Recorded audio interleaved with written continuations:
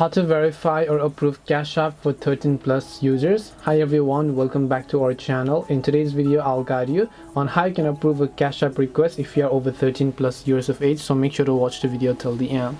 So if you're a teen, whenever you receive money on Cash App, you have to approve it manually, and because the money is not simply added to your account, but you have to go ahead and approve them if you've been sending or receiving money. And to do this, all you have to do is, of course, go ahead and then make sure to launch Cash App here.